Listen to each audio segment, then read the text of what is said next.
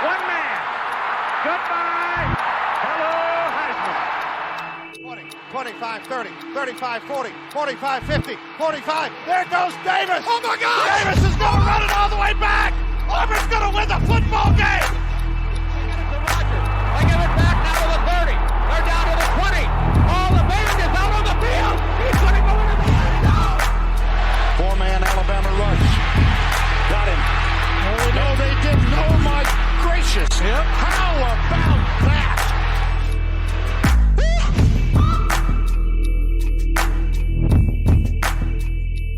Ladies and gentlemen, welcome in to The Three Technique, a college football podcast at the intersection of the X's and O's and the Jimmies and the Joes. I'm Trey Reeves. I'm joined today by Garrett Turney. Mitch Mason could not be with us today, but be on the lookout for a couple special episodes that Mitch is spearheading later this week. But for our Monday pod, it's just me and Garrett. Garrett, over on the other side of the Metroplex, man, I'm looking out the window. It's a beautiful day. I know we're supposed to get a little... maybe a little crazy. I heard there's a derecho coming. I'm not familiar with that type of severe weather, but apparently it's going to get pretty gnarly tonight. But right now it's beautiful. How are you holding up over there, man?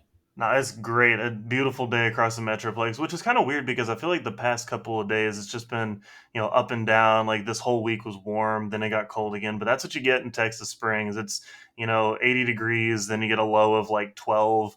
And then it's definitely going to rain, but it's also going to maybe ice. And so, yeah, it gets very interesting here. If any of y'all are in the Metroplex listening, you'll know how that weather gets for us here. But, yeah, great day. Excited to kind of talk a little bit about some of these new updates to, some things we've been talking about that may also pertain to some of our friends in Dallas. Exactly, yeah. So we'll get into all that here in just a second. We're turning the calendar to March this week. Feels like this year is flying by. We've got spring break season coming up, which is really exciting. Also have spring football coming right around the corner. We've gotten a little taste of XFL and USFL action. I've dabbled a little bit into that. It's definitely watching that Vegas game last night was a spectacle. I'll just leave it at that. If you're a sicko, you loved that Vegas game last night. But we'll get spring college football back in just a couple weeks as programs are starting to welcome the players back to official practices really soon. Then before we know it, we'll be in preview season, ramping up for the next regular season. Garrett, we keep thinking we have some content planned. We keep trying to get it in, but we keep getting big news that keeps taking over our podcast feed and taking over our Twitter feed. So that's kind of what we're going to hit on today. There were a few just really big stories that kind of dominated the college football landscape this week, as they tend to do. And so we'll get into those here in just a second. But Garrett, as we are coming into spring football, I got a quick question I'm going to throw to you kind of off the spot. If you're a program, what are you looking for in spring football most? Is it development of your younger guys? Is it solidifying the older starters? If you think you're, head of a program, what are you wanting as we get into spring football? Well, if I'm the head of the program, first thing I'm doing is I'm just trying to look at things like conditioning, trying to look at, how the players are. I know it's been just a couple of months since we finished up the season, but you want to see how they're doing as far as conditioning goes, as far as being able to retain things from the playbook, if they're returning players, or if you got those new freshmen from the early signing period, you want to see how they can adjust to the new contact and the new level of football that you're at. So that's kind of my first thing. If I'm a fan looking at spring ball, I'm only looking for sunshine because I don't want to think about how bad my season's going to be next year. I want to talk, ooh, look at that. Like, ooh, things are going to be really good. I've got a little quick anecdote on that one. So I've got a good friend from work. He's a huge Georgia Tech fan, and he's super pumped on Haynes King coming in. He's convinced that he's going to be the solution for Georgia Tech. He's got crazy speed and all that. And I said, hey, I've watched enough of the Aggies. You might have some issues with him. He's a good player, but might be able. And man, it seems like every time he walks past my room when I'm working, he's just sitting there and hey, Haynes going to bring us to the next. So it's kind of cool to see how at this stage of the off season it can be a really bright spot for pretty much every fan base. It's almost like bad news can't possibly exist. Except for all the other fan bases, right? You want to look at your rival and look at, oh, that guy came in, he was a little undersized, and oh, I heard that y'all had a bad practice that day and there were some penalties, so the sky's falling, y'all are going to win 4 games next year, And so I think if you're a fan, you're looking for straight sunshine pumping, but if you're a coach, you're looking more at the development of your players and how they're going to latch onto the playbook and everything like that. Yeah, hope absolutely springs eternal, as the saying goes, and you're absolutely right. If our 3 stars, your program's 3 stars are performing like 5 stars, your rivals' programs, new recruits just don't look like they're going to live up to the billing, and any little minute piece of news is going to be blown out of proportion either way. So, looking forward to that. Looking forward to the NFL Combine coming up really soon. NFL Oh yeah. Draft is right around the corner. Stay locked. We'll be covering all of it right here. But Garrett, as we transition into this week's news, some of us, if you've been listening to the podcast, you probably know what we're going to talk about first, and that is the ever evolving saga of Pac-12 media rights. And if you're thinking, man, get back to the football, get back to, the bread and butter. Listen, this is a huge part of college athletics. Like it or not, media deals sometimes dictate program success. It's going to give access to more money or less money, probably in the case of these Pac-12 schools that are now trying to compete with these mega conferences. And this really, really matters. So if you're not interested in TV deal discussion, one, you're missing out in the case of the Pac-12 on a really comedic and really funny just saga that's unfolding. It's just really easy to point at the Pac-12 and kind of laugh from a distance. But you're also just really neglecting a huge, huge part of what's making these programs, more viable in this new college football world that we're moving into. So Garrett, I'm going to break this down just quickly. Quick review if you're just joining us on this episode of Days of Our Pac-12 Lives. The week before the Super Bowl, the rumors start rumbling that SMU and San Diego State are joining the Pac-12. We're speculating on the pod that this might be kind of an attempt to broaden the markets, right? Move into the central time zone with SMU and kind of lock down Southern California with San Diego State. But the previous TV deal with ESPN is having real problems. The scheduling's bad. We love to talk about Pac-12 After Dark. Not really a good business model, though, right? It's not going to be good for the eyeballs. It's only really the diehards or the people on the West Coast that are staying up for those games. The production quality was bad. The money was not keeping up with the other conferences. And then one by one, these major players in college sports that we think are going to be taking a stab at these Pac-12 media rights that are going to be up for grabs just start dropping out. CBS and Turner say no thanks. Apple TV kind of stalled for a little bit. Amazon looked like they were going to, I know you and Mitch talked about this, but looked like they were going to offer something that wasn't really appealing to the Pac-12. So then this week, we get the news that a new contender has entered the ring, and we hear the music playing over the speakers of the Ion television network. And if you're asking yourself, what's the Ion television network? If you have DirecTV, go to TV Land and then go up one or two. And that should tell you enough about just where we're at as a Pac-12, right? Like if you're in the same neighborhood as TV Land on the dial, not necessarily one we're known for sports content. So Garrett, I don't know what your initial reaction was to that news this week. Obviously, it's been coming out. Stuart Mandel has kind of clarified that Ion is not involved with the TV deal based on a source with direct knowledge of the situation. But when I saw that, my first reaction was, what is Ion? And then I remembered what Ion was, and it made it even more funny. No, yeah. Well, so when I see the news, I'm at work, and I can't react immediately because I was like you. I said, "Wait, Ion? Is there like a new sports something that started that's called Ion? Like, what is? Am I saying it right? Is it Ion? Is it Ion? Is it ION? Like, what am I trying to even say here?" And then you realize again you're in TV land. You're down the road from a game show network and stuff like that, and you start to wonder, wait, hold on a second here. I'm not sure if this is even a sports broadcaster. Like, I didn't realize that they did sports. It's kind of like how 5 or 10 years ago you flipped on TBS and you saw March Madness and you said, wait, I didn't know TBS did March Madness. Well, they did. There's the whole campaign that True TV is real, right? Right. Yeah. And so, I was curious about, okay, well, why would they do this? Well, apparently Ion, they have 61 local TV stations and they've kind of launched their own thing. They're owned by Scripps. And so they're trying to kind of, I think, branch out and broaden what they're doing. Reruns of Psych can only get you so far. And so, I think they're just trying to broaden it out. So it can't be too bad, right? They were talking with, Amazon about like a package of games as opposed to full conference rights. They're talking about, hey, we'll take, this time slot and maybe one game of the week. And if you're a Pac-12 fan, you didn't want to hear any of that. You don't want to say, well, I hope my team's performing well enough, otherwise I won't see them on TV this year.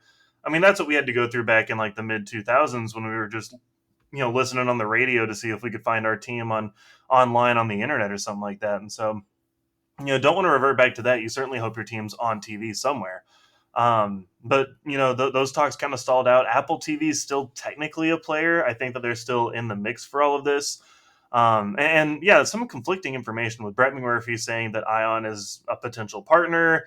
Stuart Mandel comes out, says, I got a source with direct knowledge. That's not happening. It's just a really confusing time, I think, for the Pac-12. And, I don't want to continue to dunk on SMU or San Diego State or any of them, but, when we brought up the question of, is this a good idea? This is what we were talking about, right? We wanted to say, hey, we don't know what the TV deal is going to look like. Are you sure this is even an upgrade?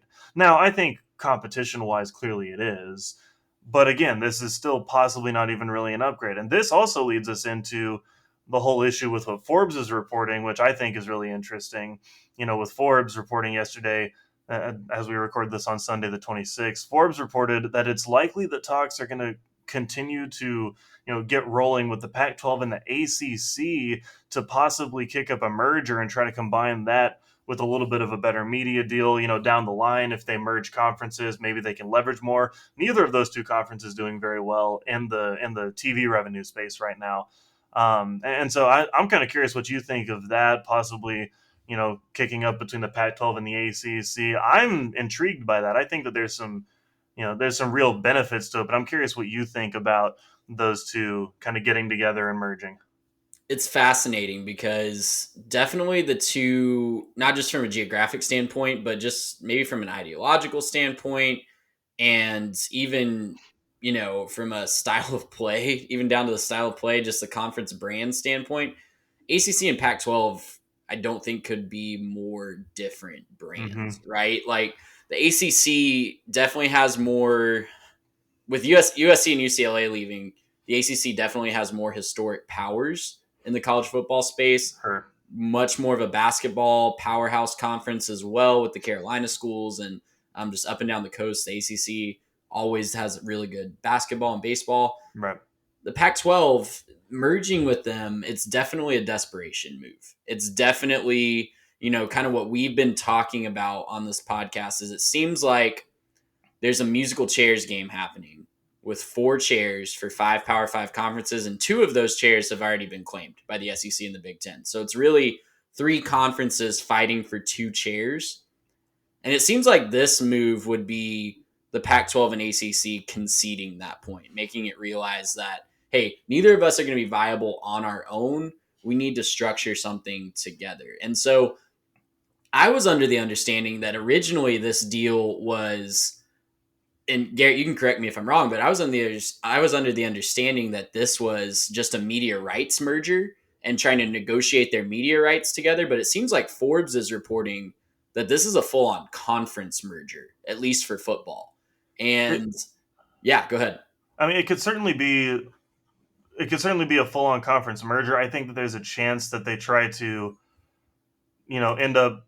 I think there's a chance that they try to end up merging the two in terms of some amount of athletic competition. I don't know if it would be just a football deal or if they try to include basketball. I know that it could be difficult for some of those, like baseball with the midweeks and, trying to travel for some of those lower funded sports. It could be a little bit more of a challenge to get those to merge. But I would think, at least from a football standpoint, being able to put more brand names on the table and say that, hey, there's a possible matchup between Clemson and Washington, right? They don't really have a whole lot going on in terms of, what to mix with all these other schools. But if you could have Miami versus Oregon, those are 2 flashy names. You can put those on a TV broadcast and sell some tickets. You can sell some tickets to those games, get some views for those TV stations. And so, I'm just trying to think in terms of, the pros and the cons. I think obviously pros is, I think you're right. The Big 12 is in a better position right now to grab that 3rd chair than either of the other 2 conferences between the Pac-12 and the ACC. Clearly, the SEC, Big 10, they're off. They've got their spots. We're not going to have to worry about them. But I think with what the Big 12 has been able to do, bringing in teams ahead of time. I mean, we talked about it last year when, Texas and Oklahoma leaving meant the death of the Big 12, and are they going to get poached by, the Pac-12? Now they flipped the script completely just by adding, 4 teams across the nation and saying we're gonna stand our ground and do what we have to do. I think that they're in a great position, the Big 12 are, to continue to be that kind of third tier conference, which, it does leave one chair left for the Pac and for the ACC. So I almost think a merger almost has to be the solution unless you want your teams getting poached by these other conferences, right? That's really the big, pro for both of these teams is you can keep most of these teams within your conference, but maybe not all of the teams, which is kind of the last little bit that we have here, and this is the last little piece of news with Florida State and Clemson possibly, maybe leaving, and we're not 100% sure, but there's been some news breaking the last couple days about that. I'm curious what you think about their ability to maintain Florida State, Clemson, maybe talk about Miami or teams like that with the ACC, their ability to maintain some of these teams within their conference. Is this maybe, yes, a desperation play for the Pac-12, but maybe the ACC needs this just as much?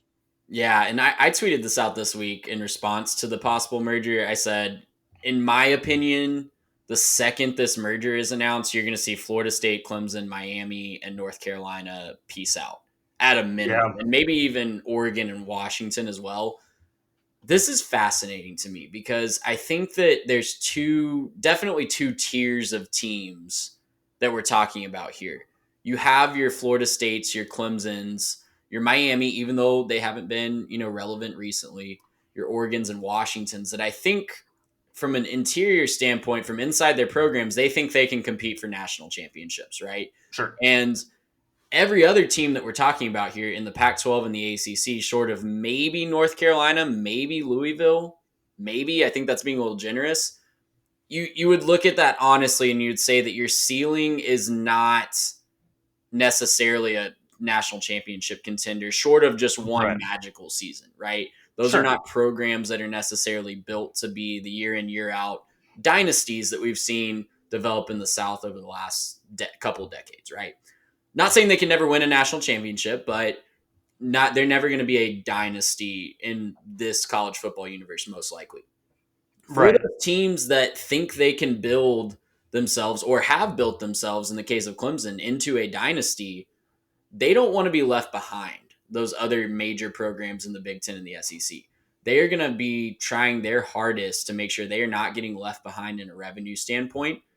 For everybody else, though, this deal makes a lot of sense because in 2024, we're moving to the new 12-team college football playoff, and there are 6 auto bids, right? And so we're talking about this musical chairs situation with power conferences and non-power conferences. That's kind of going out the window with the top 6 conference champions. As long as they don't change that format, which, they could go back on that any day now. Sure. But as long as they don't change that format, if I'm North Carolina or a borderline school, like trying to decide, okay, do I make a jump to a Big Ten where it's a significant jump up in competition, or an SEC where it's a significant upgrade in competition, or do I stay pat and just try to dominate and make it into the playoffs out of the ACC? That's a tough decision, in my opinion. That is a really, really tough decision for those borderline programs. I think your Boston Colleges, your Washington States of the world, no shade to those programs, but I think they're going to be happy to end up, not in the Mountain West or the MAC, right? But for those kind of like on the bubble programs, your North Carolinas, your Louisvilles, your Washington, where they're currently at, maybe they could build to where they're in that next tier. But Washington right now in 2022, that's a tough decision, I think. So for Florida State and Clemson, I think if this merger happens, they're going to be trying whatever they can to get out. Those are 2 schools I fully expect. On the other side of the country, I think Washington and Oregon probably would as well. Yeah, probably. There's 3 or 4 teams, though, that I think have a huge decision that they would have to make on what direction they want to go as a program. Right. Well, and that's a hard decision to make when you think about the money getting thrown at some of these programs, right? Because, it's an easy thing to say, we want to be competitive now, we want to stay competitive, but it's a harder thing when you're talking about some of these massive numbers. I think I couldn't find the graphic on Twitter, but I saw a graphic this week of what they were showing to the Florida State board to see what the payouts would be and all of that. Right now, the ACC is getting somewhere in the like 20 million range. It might be under 20 million right now, and the SEC is getting about 51 per school. And so if you're talking just straight numbers and your dollars and cents here, we're talking about $30 million you're leaving on the table by not hopping to the SEC, which is not a small number. I mean, it's a bigger number of a gap than you're making in your own conference, right? And so that's a massive amount of money that you could be making up to where you'd say, you know what, if we got to suck for 5 years, I might be okay with that for what it's going to do for our facilities and for our overall budget and for everything else in our athletic department, because we need that 30 million in TV revenue more than we need to be good at football for 5 years. And so I think, you're probably right about some of these borderline teams. I think you're almost more right about teams with windows closing, teams like a Clemson, right? Clemson may, I mean, if you think about Dabo, you think about the way that the season's gone these last couple of years, not necessarily being up to what it was at the height of that run that they had with Deshaun and with Trevor Lawrence. I'm thinking, maybe for a Clemson, they might be more willing to say, I want to stay put until this whole thing blows up, and then I'll go try to play my name off of, the SEC, or, even if you end up in the Big 12, it's not the worst thing, right? They're still a good conference with a good TV deal. Whereas I think if you're maybe a UNC or a Louisville, that might actually be, an enticing number to say, hey, 30 million more. Yeah, I'll suck at football for another couple of years. We got basketball. We'll be fine on campus. And if I got to suck at football for a couple of years to make a bunch of money back and we can compete in a little while, that might make sense. I think Florida State is the interesting one here, right? They're really interesting, and just a couple numbers that I was able to find for a little bit of context. According to Dennis Dodd, Florida State have a $120 million buyout to get out of the ACC today, right? This is according to what their regions have been able to talk about, and just kind of estimating some things here. It'd be about $120 million, but that only gets them out of the conference. It doesn't get them out of their grant of rights, which that currently goes through 2036 and could cost approximately, according to David Hale, approximately $350 million. So I don't think we're in any danger of Florida State or Clemson hopping soon. But I do think that this probably puts us in a weird position in 4 years, 5 years, right? When we're talking about merging these conferences, when we're talking about a new TV deal.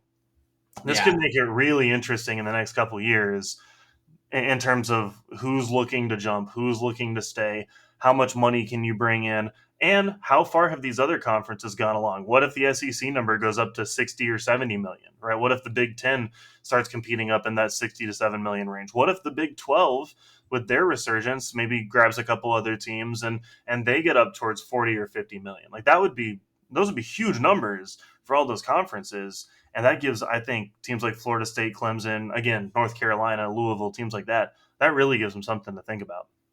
Absolutely does. It's going to be fascinating to watch unfold over the next couple of years. For right now, we'll stick with 4 teams moving around for 2024. Yeah. But that number could be on the rise. It could be really interesting to see. College football, as we know it, is changing by the day, it seems like. And so it's going to be really fascinating to see where all this lands when the dust settles and how the college football playoff.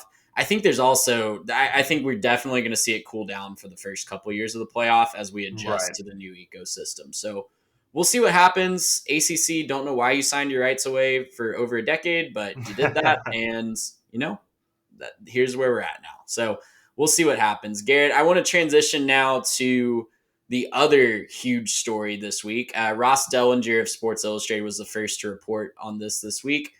But for 3 to 4 years, there's been a group studying how to make college football games shorter. We every single week we get 4.5 hour long games that just keep running long into new TV windows. I don't know why ESPN and Fox haven't adjusted their TV windows at this point. That's a huge question. That 2:30 game is not going to start on time on your network. Why are we still? And it ain't going to end by 6. We know that. Why are we still pretending? They have games on ESPN this year scheduled to start at 5 and 8 on the big ESPN network. Like, no, everyone knows that is not going to happen. That 8 o'clock game is going to be on ESPN News or Watch ESPN, and everyone over the age of 70 is not going to know how to find that.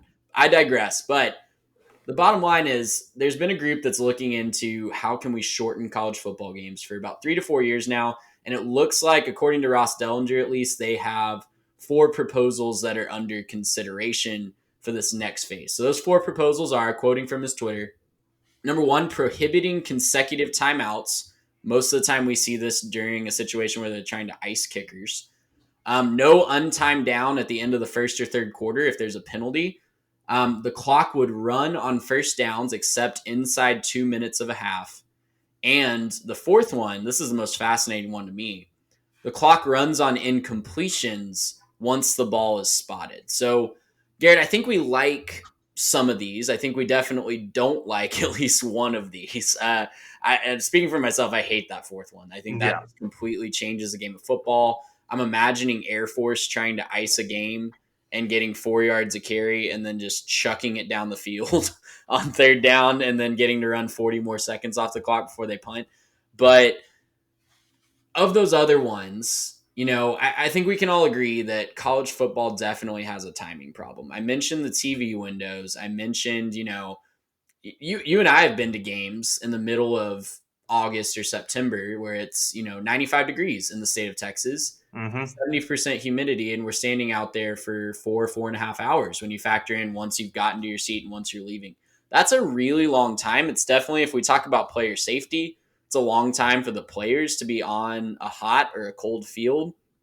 More plays are being run. That's definitely, if we're talking about player safety, again, more plays being run is more opportunities for an injury. I do think that college football has a timing problem. Do I think that all 4 of these are necessarily the best ways to solve that problem? I don't think so. But Garrett, I'm curious to think, what was your initial reaction to these? At least we'll start with the 4 proposals that Ross Dellinger is reporting on. Right. So, obviously I think you're correct. There is an issue with the timing. These games take too long. Nobody wants to stand around for that long. Nobody wants to sit in a stadium for that long. And this does My butt take gets away sore from on the couch during some of these SEC and Yeah. CBS games, man. I mean, look, one of the longest experiences of my life was at it was the Texas A&M Tennessee game in 2016, where it had the CBS primetime window. It was a big game. Trevor Knight and Josh Dobbs and 8 versus 9, and both were undefeated. All that stuff, right? It was an exciting game. It was a lot of fun. But man, it just seemed like every time they had a chance to cut to commercial, that guy with the orange sleeve ran out on the field. And let me tell you what, we'll talk about this. Nothing bothers me like that guy with the orange sleeve. And so if there's anything we can do to make the game shorter and not have to stand out there, yeah, that's great. I'm a fan. Let's get this thing rolling. Let's do as much as we can. In terms of the proposals, I guess if we want to go one by one, we can. Talking about the consecutive timeouts for icing the kicks, I'm fine with that. I really have no issue with that. I don't think it makes a whole lot of a difference anyways. It doesn't. You get your one timeout, that makes them think about it enough. It was novel when coaches first discovered that they could do that. I feel like maybe mid 2000s is when that trend really started. I could be dating myself here. That might have been a thing for much longer than that. But it felt like it sometimes makes a difference. I feel like it more bites the coaches that call the timeouts in the butt more than it does the actual opposing kicker, though. So I'm fine with that one as well. Especially because sometimes you'll see the kicker miss the kick, and then you find out the other coach called the timeout, and then they lets them line it up one more time. I totally get it if you miss it one way, then you miss it the other way, and you can kind of get in a guy's head. But especially for those longer kicks in college, a 40, 50-yard kick, those are hard kicks to make anyways. And I think we saw in the national championship game, poor kid from Ohio State, or not the national championship game, but the semifinal game. Yeah, the poor kid from Ohio State, man, I felt so bad for him. He was clearly just nervous.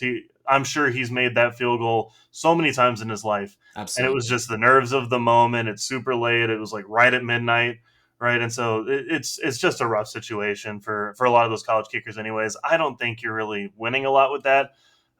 Consecutive timeouts, I think, canning those, even if you wanted to just do it within a couple minutes, it stops the games in the middle from getting long and boring and dragged out, right? Even if you wanted to just let it happen at the end of a game. Okay, fine, right? That's not dragging out the result. It's just dragging out that one situation at the end of the game. So if they wanted to make it an under 2 minutes, under 1 minute situation, that's fine. Right. Yeah. I don't really have any issues with that. The second one, the no one time down at the end of the first quarter, third quarter, fine. This is the most no-brainer one to me. It has never made any sense at all that we have a defensive pass interference, it's a super rare occurrence, right? Like I think Right. people might be listening to this and maybe realizing for the first time that we do this in college football. It's super rare. It's not going to affect very many games. I'd say probably less than 5% if I just had to throw a number at it. But it makes absolutely no sense to have an untimed down. Short of like a really windy situation, like I could see like a coach being really frustrated that now they have to go into a 30-mile-per-hour wind versus, Sure. but you're going to have to do that anyway, one play later. Like, Right. sorry, your one play last shot at the end of the quarter didn't work out, but like, come on. Well, and like on the average college football season, how much time is this saving? You know what I mean? That's my Right. real Yeah. question here with this suggestion. Like, okay, I can get behind this, but that feels like a really small thing that doesn't matter. It Like feels they wanted like to make their list look a little bit longer, and right. they It seems like they came up with like one or two good. We've all done this writing essays, right? You have to do like 3 objectives, and you can only think of like 1.5. Your And so third paragraph is usually the weakest it's one. teeny Absolutely. tiny, yeah, right. And so we've all done this writing essays in college and stuff like that. We know what it's like. The third one is clock running on first downs, except inside 2 minutes of a half. Okay, I kind of like that. I would prefer that you get more time because it does. I think that can do the time of possession thing, and I think that has a bigger impact on the game. Is if you're not allowing the clock to run, or sorry, if you're allowing the clock to run, once the ball spotted after first down, like I think that's just kind of letting the time of possession thing happen, and it does favor teams that are more run style teams, maybe not as talented, but just want to play a little bit of ball control there. It favors those teams. I'd prefer the slowdown and make those teams earn it. And if you're going to hold the ball, force them to hold the ball and keep converting on plays. Because to me, that makes sense. I'm not aggressively upset at that, right? I wouldn't be the first to be like, no, this is bad. We need to, stop the clock. Like, I'm not going to, hate that rule if it does get passed. But I think it would affect the games. That fourth one, though, I think that's the real issue. Yeah. That's the issue for me.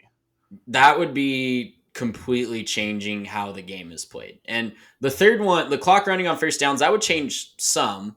Players are going to have to adjust to that when they go to the NFL anyways. I think if we want to really speed up the game, I think this would cut down on, we're going to talk about commercials here in just a second, but that's the biggest thing that we really need to do to cut down on this game. But clock running on first downs, I think makes sense. I don't think these are college age athletes. I don't think we need to stop the clock, give everybody a round of applause, and bring orange slices out every time we get 10 yards, right? Like it makes sense in lower levels of football. Middle school and high school, you got to regroup every 4 plays or so. Right, so yes. Giving that time to kind of coach up, to get a play in, to kind of like breathe for a second, I really like.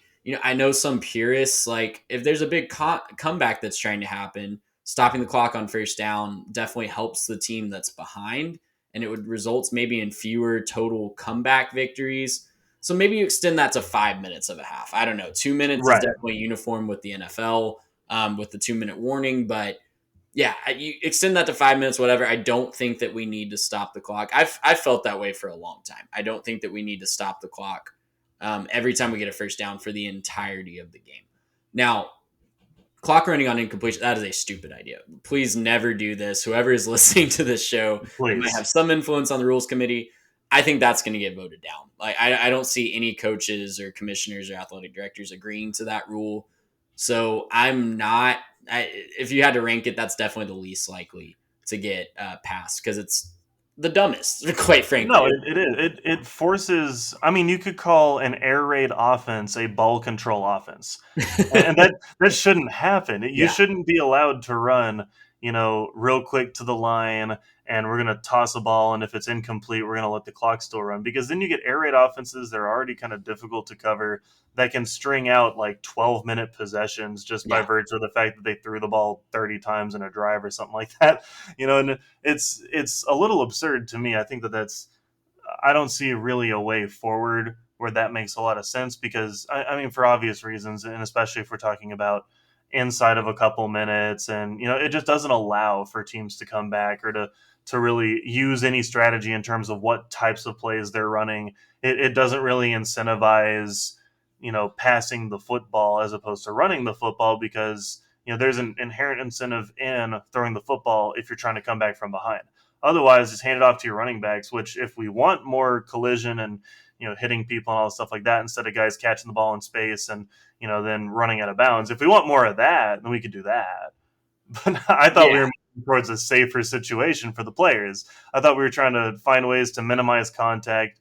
Not to say that we never want to run the football, because Right. running the football is a big part of football. Not trying to get away from that. I don't want 7-on-7. But, if we're going to have this complex game with different ways that you can run plays, different styles of offense, different strategies in the way you build your team, then we have to allow for there to be reasons why people do that. Otherwise, you're going to get a uniform sport where nothing actually is different, and it's just, okay, well, who can pass it better, run it better, because there's no difference in the strategy. There's no way to distinguish yourself from another team or to catch them with some kind of strategy. It kills a lot of what strategy goes into the game, and there's far better ways to save time in football. There's far better ways to save time. Yeah, and we'll talk about some of those here in just a second. Obviously, this is not just a college football problem. We see the MLB. Obviously, if you haven't watched any spring training or kept up with that, there's a pitch clock this year. Got to be on the mound, ready to pitch with 10 seconds to go, or it's a ball. You have to be in the box, ready to bat, or it's a strike. And we've seen, I know this past weekend, we saw a spring training game, bases loaded, 2 outs in the ninth. Game ends on a called strike because the batter wasn't in the box. And so Yep. MLB is working for fan engagement on that to shorten the games. I got to go to a college baseball game last weekend, and it is noticeable how much quicker the game is moving because of an adjustment in the pitch clock. They're doing something similar to the MLB. Right. But, I think you definitely can go too far, and that incompletion rule would certainly go too far in my mind. Yeah. But I think it's really kind of a commentary on where we're at as a society. I don't think that back when attention spans were longer, not dictated by social media, the games were shorter. So it's kind of a chicken or egg situation. But we definitely have shorter attention spans as a society. We want to get younger viewers. We want to get people to tune in for the entirety of a game, and that's going to kind of lead into this next thing where the biggest issue, obviously, in the length of games is the amount of commercials. And you touched on this, Garrett, where there's nothing worse than standing at a game or sitting at a game, big moment, tons of energy in the crowd, and then the guy in the orange gloves just runs out on the field and holds up his sign that says, well, we're going to be sitting here for 3.5 minutes, and you just have to slowly watch the time tick down off of his little clock. There's nothing worse than that. And obviously, we talked about these TV contracts. Obviously, that money has to come from somewhere, and that money comes largely from ad revenue. Companies want to advertise on these games because they're one of the only things people watch live anymore. Mm-hmm. But man, the number of commercials is obviously the biggest issue. And I don't know. I do think there are ways to fix that, but it would definitely be very radical, and I don't know that the companies involved that are wanting to buy these ad slots would definitely, I don't know that they would be on board with those radical changes. Well, let's be objective here for just a second, because obviously, it kills the environment, it kills the moment, all of that stuff, right? If you want more eyeballs to see your commercials, you're going to want more people watching the product first. That's the logic that I would follow as well. But apparently, because me, when I'm watching college football on a Saturday, unless it's my team playing, I'm not watching any commercials. There are enough games on that I am going, like if I'm watching a Big Ten game on ABC, it goes to commercial, I'm immediately flipping to ESPN or Fox or ESPN2. No, right. And so, for me, I'm looking at this saying, I want as many people watching my channel for my commercials as possible. I think the best format is the way that YouTube and Twitch does this, right? Where you have brief breaks from the action. And, it's a quick thing. It can, happen at a predetermined time slot, and you can still have production crews running the whole thing, where they say, oh, we're doing a timeout. Let's hit 2 or 3 commercials. Just a couple of quick ones, 15, 30-second ads, and we're right back into it. You can even have it split on the screen if you want to. You can have, we're going to split this if there's like a particularly long, situation where, you're having to wait for a player to hobble off the field or, something like that, then you can do that, right? You can have those little moments. You can also do this between first quarter and second quarter, between, third quarter and fourth quarter. But I mean, the fact of the matter is these companies probably already have these ads in this format because they're already advertising on YouTube and on Twitch and on all these other social media sites. So they already have short form ads.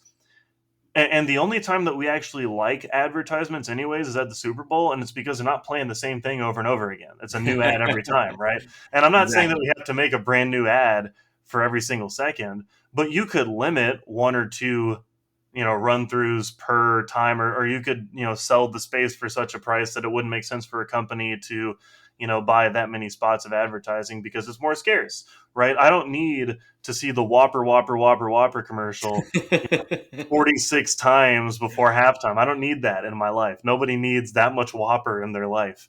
And so, No. I'm kind of sitting here, I'm wondering, like, why don't we just switch to a shorter form anyways, not cut to so many commercials, right? Just, you can have one quick ad between the kickoff and the team getting on the field.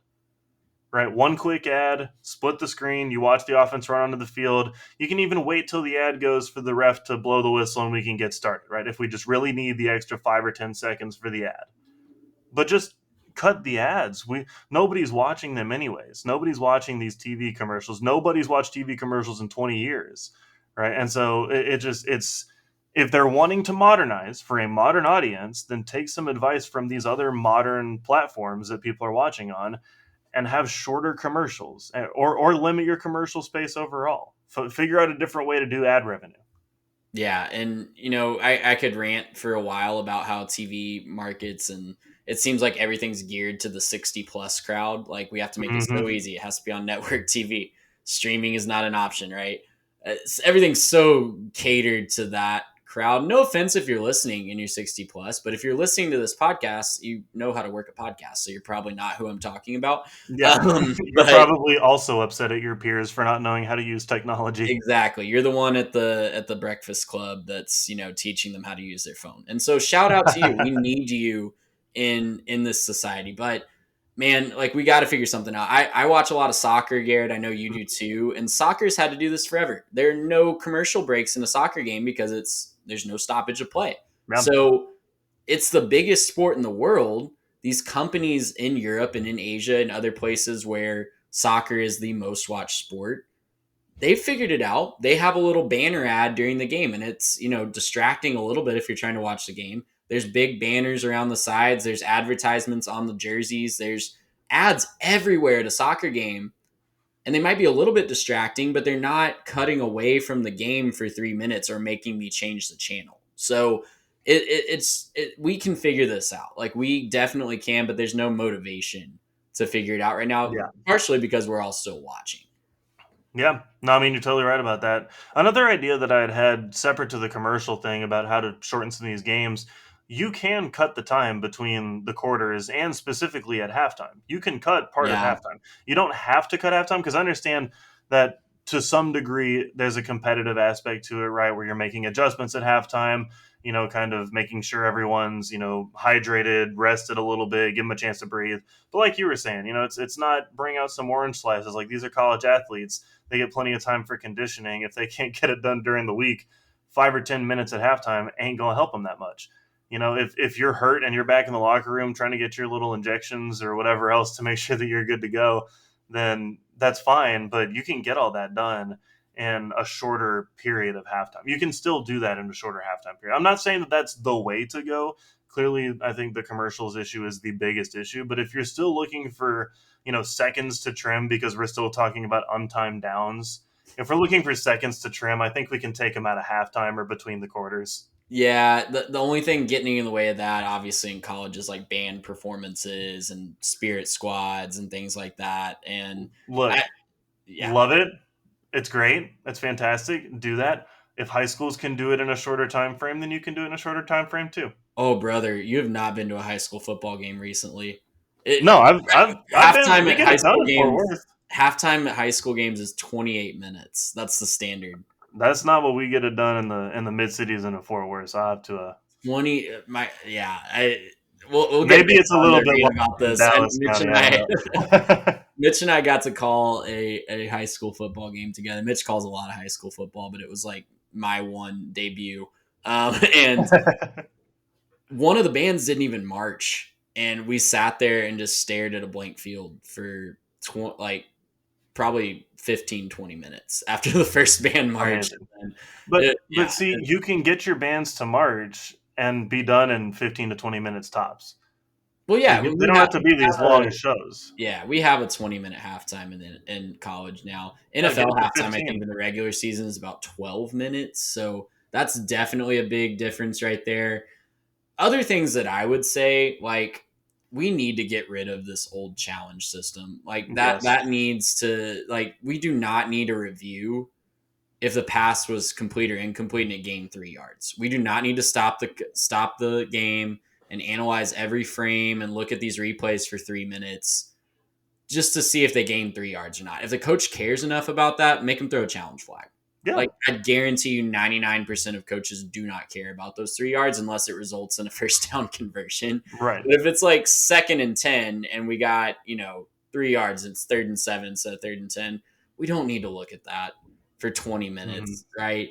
Make them throw a challenge flag if they really want to look on it.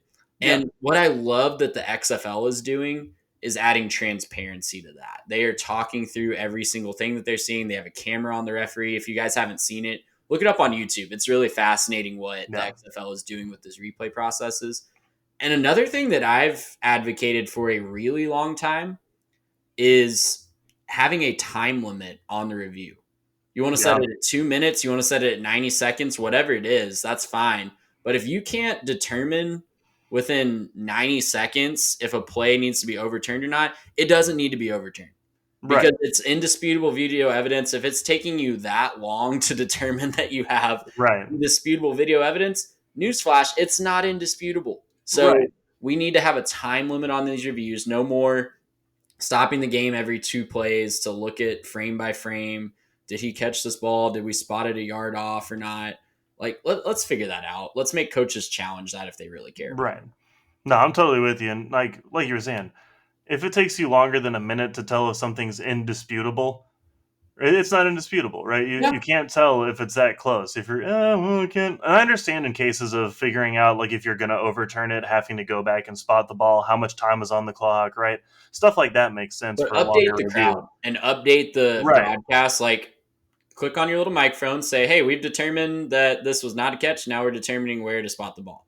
And how much time is on the clock. That's fine. I don't care about that. Or even, like, have a button that, like, flashes it on the scoreboard if you don't want to talk because you're still figuring that part out, right? Just have a button that goes overturned, and then they go back and spot the ball, and then the guy comes out there and gives an update on the microphone. Like, there can be ways to shorten this without being absurd. The XFL is doing it right now. They are talking through. They're like, okay, we figured out that this is not a catch. Now we're figuring out the spot. And it updates everybody watching. It updates everybody at the stadium. Super easy. So, listen, and one last thing. If in TV executive, whoever invented the commercial kickoff commercial sequence, oh my gosh, whoever you are, just screw you, man. Like, you don't need to. Whoever you are, like, we all hate you. I want you to know that. Yep, you're a menace to society, and you can cease and desist immediately. Hey, hot take approved on that one. I love that. Well, Garrett, as we kind of wind down this episode, I know none of us want less college football.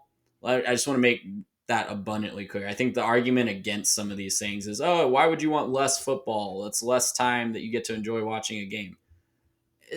You're not getting a quality time of watching a game when you're just staring at an empty field for 3.5 minutes in a stadium. No one really enjoys that. No one really enjoys sitting out in, even if it's a great game, I don't think anyone really enjoys sitting out in 100 degrees for 4.5 hours on a September afternoon. We just want more quality, right? We want, more quality action, more. I think we'll be able to fit more games on TV. We'll be able to watch more and consume more if it's more quality in smaller chunks. Right. And look, everyone likes going to the movies too, but nobody likes sitting there watching the timer with the popcorn popping, right? Nobody wants to go watch the timer, and it doesn't make it better if there's a guy standing next to it with an orange sleeve. That doesn't help the situation, right? It doesn't make it better just because he waves his arm at the end of it and you go, yay, popcorn time. Like, again, that's not what we're there for. We're there for the fun parts. We're there to, get the popcorn, sit down, watch a movie, just the same way that we are for a football game, right? We want to sit down. We want to watch football. We want to watch them, do what they do. There's a reason we love this game. We just want to watch this game without too many interruptions, right? It's like if you're watching a movie and every couple minutes they pause the movie and said, Whopper, Whopper, Whopper, Whopper. And you're just like, I was in the middle of something. What are you interrupting me for, right? And so this isn't about less football. We just want to watch more football. And again, this could help with the TV deals, right? Maybe you can actually slip in more of those games from 2 to 5 if you were to cut some of these commercials so you can actually make some of these TV deals that might help the Pac-12 or the ACC. Yeah, absolutely. And so it's just another thing that's going to change about college football. I think this report this week solidified that it's not if, but when these changes are coming. How many of them we see, it remains to be seen. But, in a dream world, we'd have less commercials. Unfortunately, I don't think that's going to happen. Yeah. But we will see some other things that I think kind of speed along the process a little bit. Maybe make it a little different on the field, but definitely more consumable on the field as well. So, Garrett, as we kind of wind down this episode, I know we've got a lot to talk about. Lots of stuff coming up, like I talked about off the top. Be on the lookout for more draft coverage, more coverage about individual teams as well. Mitch is killing it on both of those fronts. And I'll tease this too. Be on the lookout for a major announcement from 3 Tech HQ as we go around this week. So, Garrett, without anything further ado, great show for the rest of us. For Mitch, who couldn't be here with us today, I'm Trey Reeves. I'll see you next time. Gracious him. How about